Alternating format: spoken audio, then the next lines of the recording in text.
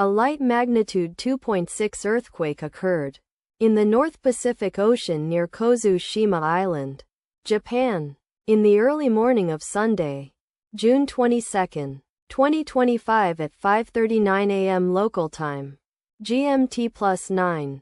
The quake had a very shallow depth of 8.5 kilometers, 5.3 miles, and was not felt, or at least not reported so.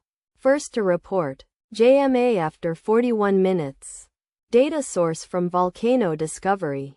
Did you feel it? Let us pray. May the earthquake that occurred not affect our brothers and sisters there.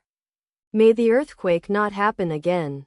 And may God protect everyone. Amen.